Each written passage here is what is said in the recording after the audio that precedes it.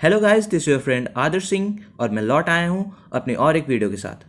जैसा कि हम जानते हैं कि आज MHRD ने अपने NIRF रैंकिंग 2020 अनाउंस की है, तो इसके हिसाब से काफ़ी IITs और NITs के रैंकिंग में चेंज हुई है।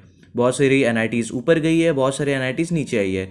वैसे ही बहुत सारे IITs ऊपर गई है वैसे और बहुत सारी IITs नीचे आई है। तो काफ़ी चेंजेस हुए हैं। जैसा कि काफ़ी बच्चों ने अपनी स्ट्रैटेजी बना रखी थी कि मतलब मुझे इस कॉलेज में जाना है, मुझे इस NIT में जाना है या मुझे इस IIT में जाना है। तो जैसा कि IIT और NITs की पोजीशन चेंज हुई है तो उनकी स्ट्रैटेजी में भी चेंज आ सकती है। तो ये वीडियो उन बच्चों के लिए खास है जो बच्चे इस बार IIT या फिर NIT JEE मेंस या एडवांस के लिए अपेयर कर रहे हैं। वो बच्चे इस वीडियो को पूरा एंड तक देखें, क्योंकि मैं लौट आया हूँ इस वीडियो में टॉप 15 NITs और टॉप 15 IITs को लेके, जो कि न्यू NIRF रैंकिंग 2020 के बेसिस पे है। तो ये वीडियो उन बच्चों के लिए बहुत इंपॉर्टेंट है ताकि वो अपनी स्ट्रैटेजी बना सके, अपनी न्यू स्ट्रैटेजी बना सके और अपने डिज़ायर्ड कॉलेज को चुनने में उनको काफ़ी मदद हो। तो बिना टाइम वेस्ट किए सीधे चलते हैं वीडियो की तरफ। तो पहले हम बात करेंगे टॉप 15 IITs के बारे में।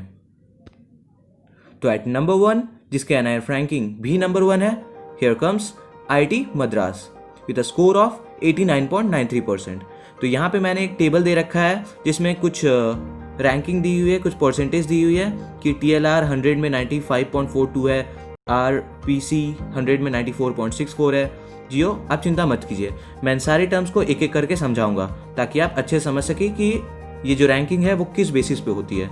तो MHRD रैंकिंग से पहले सारे कॉलेज का सर्वे करता है। वो कॉलेज में जाता है और उसका सर्वे करता है और कुछ कुछ बेसिस पे उसको कुछ परसेंटेज देते हैं और आखिरकार उसका ओवरऑल मिला के एक NIRF स्कोर होता है। उसके बेसिस पे NIRF रैंकिंग दी जाती है। तो पहला टर्म है TLR। TLR stands for teaching, learning and resources. ये होता है कि उस कॉलेज की टीचिंग फैसिलिटीज़ कैसी है, वहाँ के फैकल्टीज़ कैसे हैं, वहाँ के फैकल्टीज़ कितने फैकल्टीज़ कहाँ से ग्रेजुएटेड हैं, कहाँ से PhD किए हुए हैं। फिर और एक पॉइंट आता है कि फैकल्टी स्टूडेंट रेशियो, मतलब हर सर्टेन नंबर ऑफ स्टूडेंट के लिए कितने फैकल्टीज़ हैं। आपने सुना होगा कि कई कॉलेजेस की फैकल्टी रेशियो है 1:14, यानी कि हर 14 स्टूडेंट के लिए एक फैकल्टी है। तो ये faculty resources, faculty student ratio इस चीज़ का बहुत बड़ा फैक्टर होता है। फिर आता है रिसोर्सेज, फाइनेंशियल रिसोर्सेज यूटिलाइजेशन। ये भी TLR के अंदर आता है। इसमें क्या होता है कि हर कॉलेज को गवर्नमेंट की तरफ से कुछ फंडिंग मिलता है उसके रिसोर्सेज डेवलपमेंट के लिए। अब उन फंडिंग का वो कॉलेज कितने अच्छे से यूटिलाइजेशन कर रहा है, इसके ऊपर भी उसको स्कोर मिलते हैं। तो ये सब आता है TLR, teaching, learning and resources के अंदर। उसके बेसिस पे इसको स्कोर दिया जाता है। सेकेंड आता है RPC, which stands for research, professional and practices. अब ये क्या है RPC? तो इसमें आता है कि रिसर्च, आपका जो कॉलेज रिसर्च करने, जैसे कि हम जानते हैं कि इंजीनियरिंग कॉलेज, कोई भी IIT या फिर NIT रिसर्च के लिए फेमस होता है। वहाँ पे कुछ न्यू आइडियाज़ इवॉल्व करती है।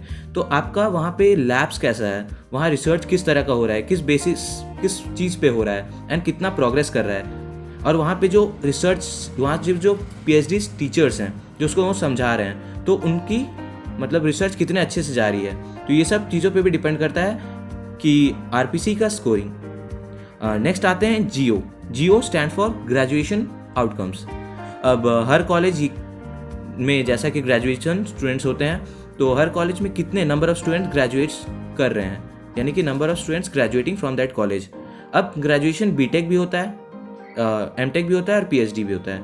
तो कितने नंबर ऑफ स्टूडेंट्स BTech करके निकल रहे हैं, कितने नंबर ऑफ स्टूडेंट MTech करके निकल रहे हैं एंड कितने नंबर ऑफ स्टूडेंट्स PhD करके निकल रहे हैं, इन सब के बेसिस पे भी इन कॉलेजेस को स्कोर दिया जाता है। Next comes OI, which stands for outreach and inclusivity.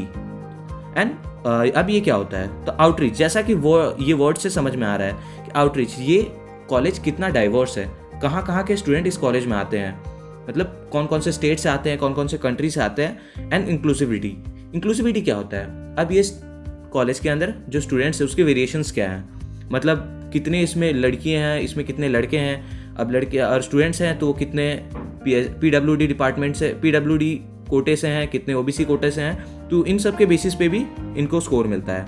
And last comes perception, which means public perception. वो वहाँ के ये जो MHRD वाले हैं हर कॉलेज में जाते हैं, वहाँ के फैकल्टीज़, वहाँ के स्टूडेंट्स, वहाँ के आसपास के लोगों से बात करते हैं इस कॉलेज के बारे में और उनका परसेप्शन लेते हैं, उनका व्यू लेते हैं कि ये कॉलेज के बारे में वो क्या सोचते हैं, उसके हिसाब से भी उनको रैंकिंग दिया जाता है। तो इन्हीं 5 बेसिस पे टोटल NIRF रैंकिंग डिसाइड होता है और इसकी TLR की जो वेटेज होती है वो 30% होती है, RPC की वेटेज भी 30% होती है, GO की वेटेज 20% होती है, OI की वेटेज 10% एंड पब्लिक परसेप्शन की वेटेज 10% होती है। इन पांचों के बेसिस पे एक स्कोर निकलता है, जो स्कोर मैंने स्क्रीन पे आप देख सकते हैं, जो 89.93% IIT मद्रास के लिए है। तो उसके हिसाब से NIRF रैंकिंग डिसाइड होती है। जिसकी सबसे ज़्यादा स्कोर होती है वो फर्स्ट पे आता है, उससे कम सेकंड पे।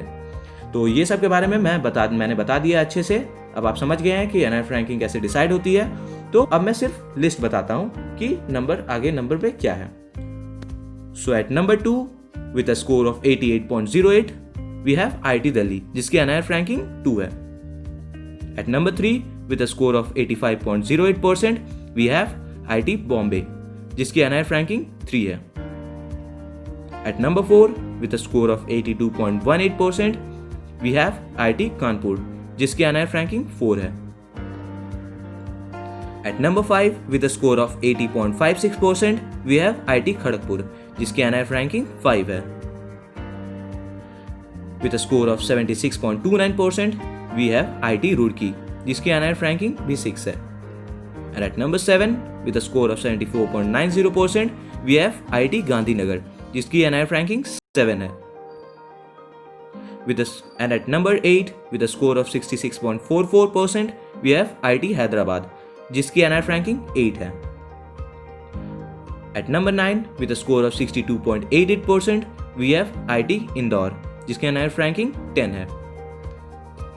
At number 10 with a score of 62.54% we have IIT Varanasi, जिसे हम IIT BHU के नाम से भी जानते हैं। इसकी स्कोर है NIRF रैंकिंग है 11।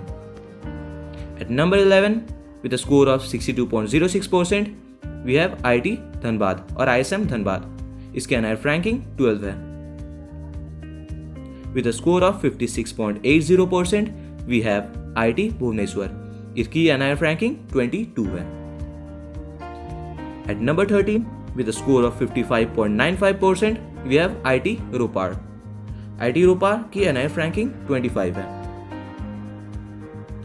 At number 14 with a score of 55.74% we have IIT Patna. IIT Patna की NIRF रैंकिंग 26 है। At number 15 with a score of 54.17% we have IIT Mandi, जिसकी NIRF रैंकिंग 31 है। तो ये हमने बात कर ली टॉप 15 IITs के बारे में। अब हम बात करेंगे टॉप 15 NITs के बारे में। So here comes the top 15 NITs. At number 1 with a score of 64.10% we have NIT Trichy और NIT तिरुचिरापल्ली। NIT Trichy की NIRF रैंकिंग 9 है। At number 2 with a score of 61.30% we have NIT Surathkal. NIT Surathkal की NIRF ranking 13 है। At number 3 with a score of 59.29% we have NIT Rourkela. NIT Rourkela की NIRF ranking 16 है। At number 4 with a score of 57.76% we have NIT Warangal. NIT Warangal की NIRF ranking 19 है। At number 5 with a score of 56.56% we have NIT Calicut। NIT Calicut की NIRF ranking 23 है। At number 6 with a score of 54.76% we have NIT Nagpur। NIT Nagpur की NIRF ranking 27 है। At number 7 with a score of 52.25% we have NIT Jaipur। NIT Jaipur की NIRF ranking 35 है। At number 8 with a score of 51.19% we have NIT Kurukshetra। NIT Kurukshetra की NIRF ranking 40 है। At number 9 with a score of 48.56% we have NIT Silchar। NIT Silchar की NIRF ranking 46 है।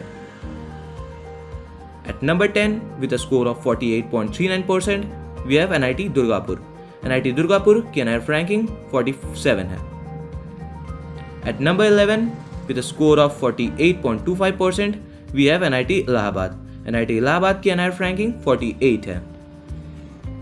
At number 12 with a score of 43.69% we have NIT Meghalaya. NIT Meghalaya की NIRF ranking 61 है। At number 13 with a score of 42.17% we have NIT Bhopal जिसकी NIRF ranking 65 है। At number 14 with a score of 41.58% we have NIT Raipur. NIT Raipur की NIRF ranking 67 है। And at last at number 15 with a score of 39.98% we have NIT Agartala. NIT Agartala की NIRF ranking 77 है। तो ये हमने बात कर ली टॉप 15 IITs और टॉप 15 NITs के बारे में। लेकिन एक बात मैं आपको बताना चाहूँगा कि ये जो NIRF रैंकिंग है वो ज़्यादा फैक्टर नहीं करती है। अगर आप एक स्टूडेंट है, आप सोच रहे हैं कि आप किसी कॉलेज में जाके, आप किसी NIT या फिर IIT में जाके इंजीनियरिंग करना चाहते हैं, तो NIRF रैंकिंग आपकी जजिंग, कॉलेज जजिंग की बेसिस नहीं होनी चाहिए। एक स्टूडेंट सबसे इंपॉर्टेंट क्या चाहता है? प्लेसमेंट। तो प्लेसमेंट के लिए placement wise top NITs top IITs की वीडियो मैं बहुत जल्द बनाने वाला हूँ, तो उनको उन चीज़ों पे ज़्यादा ध्यान देना चाहिए क्योंकि NIRF रैंकिंग बहुत सारे फैक्टर्स पे डिपेंड करता है। जैसे कि मैं आपको समझा चुका हूँ, यहाँ बहुत सारे फैक्टर्स हैं। एक स्टूडेंट को ये सारे फैक्टर्स से कोई मतलब नहीं है, उसको मतलब है तो वहाँ के एनवायरनमेंट से, वहाँ के प्लेसमेंट से। तो उन दोनों के बेसिस पे मैं एक अलग से वीडियो लाऊंगा बहुत जल्द और आप उसको देखिएगा। और इस वीडियो से भी अगर आपको बहुत मदद मिली हो, आपको अपने डिजायर्ड कॉलेज को चुनने में मदद मिली हो, तो इस वीडियो को लाइक कीजिएगा, कमेंट कीजिएगा एंड जितने लोगों को हो सके उनको शेयर कीजिएगा, क्योंकि ताकि उनको पता चले, उनको भी अपने कॉलेज चुनने में काफ़ी मदद मिले। Hope you like this video. If you like it, do share and please subscribe अगर आप इस चैनल में नए हो।